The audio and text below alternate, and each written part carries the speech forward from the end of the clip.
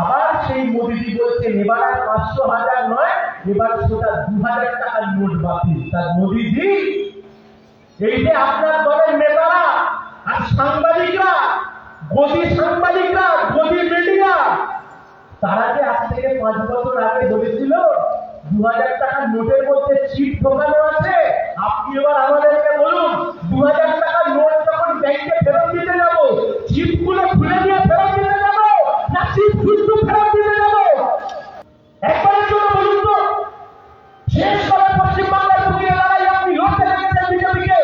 আমি বলছি আজ থেকে 3 মাস আগে শুভেন্দু অধিকারী গিয়ে মমতা ব্যানার্জি বিধানসভার ঘরে 1 কাপ চায়ের চুমুক দিয়ে এসেছে। কবির সুমন গান লিখেছিল,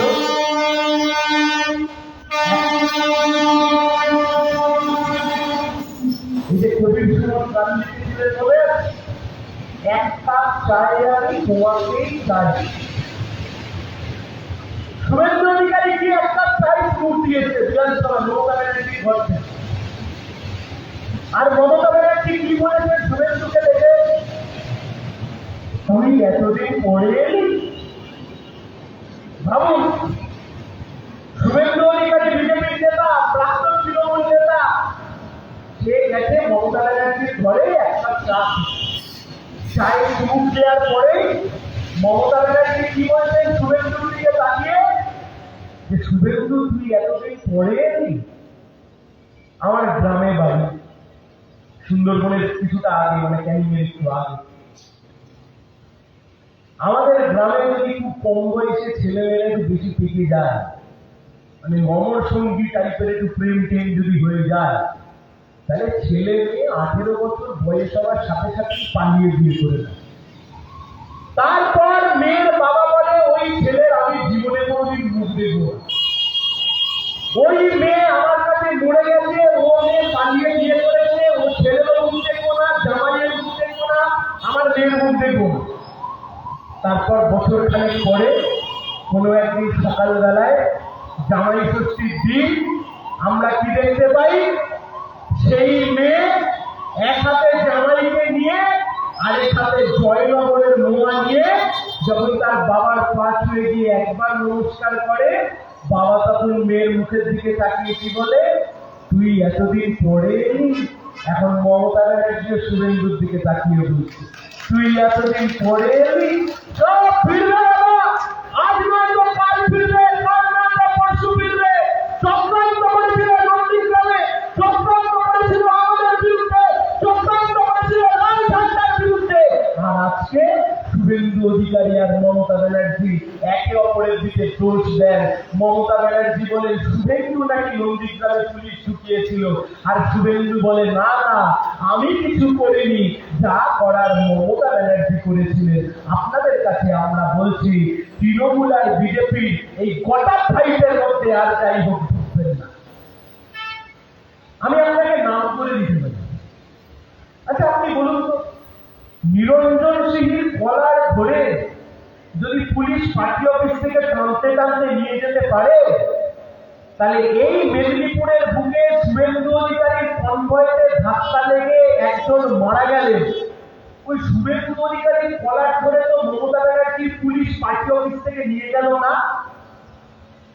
আমাদের নেতা নিরঞ্জন দা জেল খেটেছে প্রায় 2 মাস ধরে, বিনা কারণে নিরঞ্জন দা 2 মাস ধরে জেল খাটলো সিপিআইএম এর নেতা। শুভেন্দু অধিকারীর গাড়ির কনভয়েতে যার মৃত্যু হলো, ধাক্কা লেগে যাকে খুন করলো, ওই শুভেন্দু অধিকারীকে তো জেলে পুরলো না। কিসের জন্য দাদা? কোন কারণে? উত্তর আছে। 2021 থেকে আজকে 2023 সাল, পশ্চিমবাংলার বুকে বর্ধমান জেলা হতে পারে, পশ্চিমবাংলার বুকে পূর্ব মেদিনীপুর জেলা হতে পারে, পশ্চিমবাংলার বুকে হাওড়া জেলা হতে পারে। গোটা পশ্চিমবাংলা জুড়ে লাল ঝান্ডা নিয়ে আমরা যখন লড়াই আন্দোলন করতে গেছি, আমাদেরকে রেয়াত করেনি, আমাদের কমরেডদেরকে দিনের পর দিন জেল খাটিয়েছে। আসল মঞ্চ ছেড়ে দিচ্ছি, মঞ্চ দাঁড়িয়েছে বলুন কোন বিজেপির নেতাকে তৃণমূলের সরকার 2 দিনের জন্য জেল খাটিয়েছে? না দাদা, জেল খাটায়নি, কারণ ভিতর ভিতর গোপন বোঝা পড়া আছে। মোদি থাকবে কেন্দ্রে আর দিদি থাকবে রাজ্যে। দিল্লিতে মোদি আর রাজ্যে দিদি, আর দুজনে মিলে লুটে পুটে খাবে, মানুষের জীবন যন্ত্রণা বাড়াবে, পেট্রোলের দাম, ডিজেলের দাম, রান্নার গ্যাসের দাম সব বাড়বে, মানুষের জীবন যন্ত্রণা বাড়বে, আপনার কথা বলবার লোক খুঁজে পাওয়া যাবে না। হর হর মোদি, ঘর ঘর মোদি ছবি দেখছিলাম, আমি জানি না খুঁজে পেলে আপনাদেরকে দেখাবো।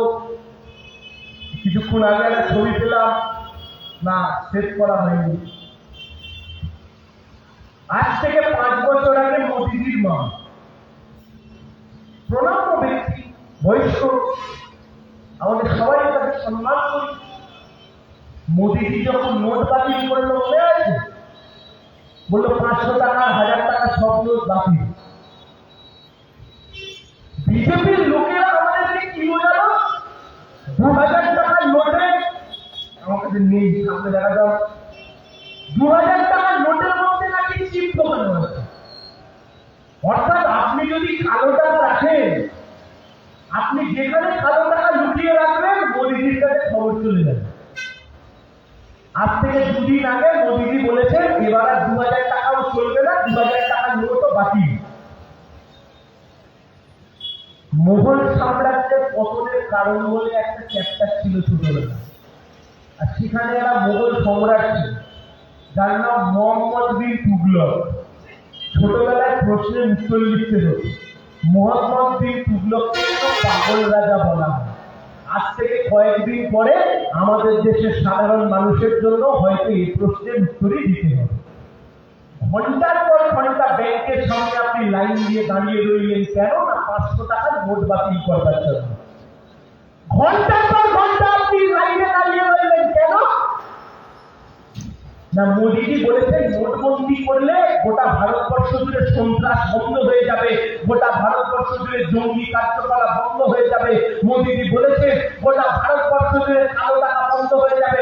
তাই জন্য আমরাই তো নিয়ে ব্যাংকের লাইনের সামনে দাঁড়িয়ে ঘন্টার পর ঘন্টা লাইনে দাঁড়িয়ে 500 আর 1000 টাকার নোট বাতিল করলাম। আর আজ থেকে 5 বছর পরে আবার সেই মোদিজি বলছেন এবার আর 500 1000 নয়, এবার সেটা 2000 টাকার নোট বাতিল। তার মোদিজি, এই যে আপনার দলের নেতারা আর সাংবাদিকরা, গদি সাংবাদিকরা, গদি মিডিয়া, তারা যে আজ থেকে 5 বছর আগে বলেছিল 2000 টাকার নোটের মধ্যে চিপ ঢোকানো আছে, আপনি এবার আমাদেরকে বলুন 2000 টাকার নোট যখন ব্যাংকে ফেরত দিতে যাব, চিপগুলো খুলে দিয়ে ফেরত দিতে যাব না চিপ শুদ্ধ ফেরত দিতে যাব? সরকার চলছে, এই সরকারের লক্ষ্য কি? এই সরকারের লক্ষ্য হিন্দু মুসলমানের মধ্যে ভাগ করে দাও। এই সরকারের লক্ষ্য কি? একবারের জন্য ভাবুন, যে কথা বলে আমি আমার কথা শেষ করবো, গুটিয়ে আনবো কংগ্রেস। 2014 সাল থেকে বিজেপি সরকার চলছে গোটা দেশের বুকে। প্রতিশ্রুতি দিয়েছিল প্রতি বছরে নাকি 2 কোটি করে বেকার যুবকের চাকরি হবে। 20 কোটি চাকরি হওয়ার কথা 10 বছরে, চাকরি কোথায়? গোটা ভারতবর্ষের দিকে তাকিয়ে বলুন চাকরি কোথায়? মোদিজি যখন 2014 সালে ক্ষমতায় এসেছিলেন তখন পেট্রোলের দাম ছিল 65 টাকা প্রতি লিটার। আজকে মোদিজি 8 দিনের পাল্লায় পড়ে আজকে পেট্রোলের দাম নিয়ে দাঁড়িয়েছে 106 টাকা প্রতি লিটার। আপনি বলুন না জয় শ্রীরাম, আরো জোরে বলুন, চেঁচিয়ে বলুন, গলা ছিঁড়ে বলুন। কিন্তু জয় শ্রীরাম বললে তো তারা পেট্রোলের দাম কমবে না, ডিজেলের দাম কমবে না, রান্নার গ্যাসের দাম কমবে না। তার মানে আপনি ধর্মের সাথে যদি রাজনীতিকে একবার গুলিয়ে ফেলে তাহলে গোটা রাজনীতিটাই গুলিয়ে যাবে। তাই ধর্মের সাথে রাজনীতিকে গোলানো যাবে না। বিজেপি চাইছে, তৃণমূল চাইছে ধর্মের সাথে রাজনীতিকে গুলিয়ে দিতে। তা যদি গুলিয়ে দেওয়া যায় তাহলে বিজেপি ভোটের আগে এসে বলবে তুমি হিন্দু, তুমি আমাকে ভোট দাও, আর তুমি মুসলিম। মমতা ব্যানার্জি গিয়ে বলবেন তুমি মুসলিম, তুমি আমাকে ভোট দাও। মানুষ সব ভুলে যাবে, মানুষ পেট্রোলের দাম ভুলে যাবে, ডিজেলের দাম ভুলে যাবে, 100 দিনের জব কার্ডের দুর্নীতি ভুলে যাবে, রান্নার গ্যাসের দাম ভুলে যাবে, আর সবকিছু ভুলে গিয়ে কি করবে? ধর্মের ভিত্তিতে তৃণমূল আর বিজেপি ভোট করবে, আর সেখান থেকে তৃণমূল আর বিজেপি ভোটে জিতবে, আর আলটিমেটলি মানুষে পরাজিত হবে, মানুষের যে লড়াই সে লড়াই পরাজিত হবে। তাই আমাদের কথা খুব স্পষ্ট, যে লড়াই এত দূর অব্দি আমরা টেনে নিয়ে এসেছি, যে লড়াই এত দূর অব্দি আমরা এগিয়ে নিয়ে এসেছি, কমরেড মনে রাখবে। আমার এত ধৃষ্টতা নেই যে পূর্ব মেদিনীপুরের জেলা নেতৃত্বের সামনে দাঁড়িয়ে আমি লড়াই আন্দোলনের কথা শোনাবো। তার কারণ পশ্চিমবাংলার বুকে বামফ্রন্ট সরকার যখন ক্ষমতায়, সেই সময় থেকে আমাদের জেলায় সিপিএম এর উপর আক্রমণ শুরু। নন্দীগ্রাম থেকে শুরু করে একের পর এক চক্রান্ত করে আমাদের কমরেডদেরকে ঘর ছাড়া করেছে, আমাদের কমরেডদেরকে খুন করেছে, আমাদের কমরেডদেরকে বাস্তু ভাড়া করেছে, ভিটে ছাড়া করেছে। আপনাদের কাছে আজকে জানতে চাইছি, মাথা তুলে দাঁড়িয়ে আছে হলদিয়া, হাজার হাজার ছেলে মেয়ে চাকরি করে ওখানে। আমরা তো চেয়েছিলাম নন্দীগ্রাম তৈরি করতে, আমরা তো চেয়েছিলাম নয়াচর তৈরি করতে, শিল্প তো তৈরি হলো না। শিল্প তৈরি না হওয়ার ফলে গোটা পশ্চিমবাংলা জুড়ে আজকে বেকার যুবক, সেই বেকার যুবকের হাতে চাকরি নেই, বেকার যুবকের হাতে কাজ নেই। কিন্তু এই নন্দীগ্রাম আর শিলপুর, এই দুয়ের আন্দোলনের ফলে অধিকারী পরিবার ভুলে থেকে গোল হয়ে গেল, আর কালীঘাটের ব্যানার্জি পরিবার ভুলে থেকে গোল হয়ে গেল। আর মাঝখান থেকে আপনার বাড়ির বেকার ছেলে, আপনার বাড়ির বেকার মেয়ে, তার হাতে চাকরি নেই, তার হাতে নকরি নেই, তার হাতে কাজ নেই, সে আজকে পশ্চিমবাংলা ছেড়ে অন্য রাজ্যের দিকে পাড়ি দিচ্ছে। এই কষ্ট, এই দুর্দশা, এর থেকে বামপন্থীদেরকে বের করে আনতে হবে। আমরাই একমাত্র পারি, আমরাই তো পেরেছিলাম গোটা পশ্চিমবাংলা জুড়ে প্রতি বছর শিক্ষক শিক্ষিকা নিয়োগ করতে, আমরাই পেরেছিলাম প্রতি বছর সরকারি চাকরি, আমরা করে দেখিয়েছিলাম শিল্প, আমরা করে দেখিয়েছিলাম পশ্চিমবাংলার বুকে বামপন্থীরাই করে দেখিয়েছিল যে পশ্চিমবাংলার বেকার যুবকরা তারা কিভাবে চাকরি করতে পারে নিজের রাজ্যে। কিন্তু দুর্ভাগ্যের হলো সত্যি, এই মমতা ব্যানার্জি সরকার শুধু মেলা, খেলা, মৎস্য বা উৎসব, নাচ গান, হই হুল্লোড় এই করেই কাটিয়ে দিল। বেকার যুবকের কাছে চাকরি আর দিতে পারলো না। ক্লাবগুলোর কাছে লাখ লাখ টাকা দিল, কিন্তু বেকার যুবকের কাছে চাকরি দিল না। তাই আমাদের কথা, যে লড়াই, যে আন্দোলন, যে সংগ্রাম, যে সংগ্রাম করে, যে আত্মত্যাগ করে আমাদের কংগ্রেসরা হাজার হাজার মিথ্যে মামলা, সেই মিথ্যে মামলাকে সত্য করে, চোখ রাগালিকে উপেক্ষা করে, জেলে যাওয়ার ভয়কে উপেক্ষা করে, আপনারা যারা এই লড়াই লড়েছেন, এত দূর অব্দি এই লড়াই এগিয়ে নিয়ে এসেছেন, কংগ্রেস প্রস্তুত হন, সামনে লড়াই বাকি আছে, এই লড়াই জিতে নিতে হবে। বাংলা শহরের মানুষ অপেক্ষা করছে আমাদের জন্য। আর বাংলার মানুষের আশীর্বাদ, বাংলার মানুষের দোয়া, বাংলার মানুষ তারা চাই, আমরা চাই তারা আমাদের পাশে থাকুক। তাদের আশীর্বাদকে সাথে নিয়েই আমাদেরকে এই পথ এগিয়ে যেতে হবে। তাই আসন্ন যে লড়াই, যে আন্দোলন, যে সংগ্রাম, সেই লড়াই আন্দোলনে এই অঞ্চলের সমস্ত মানুষকে আমরা পাশে পাবো।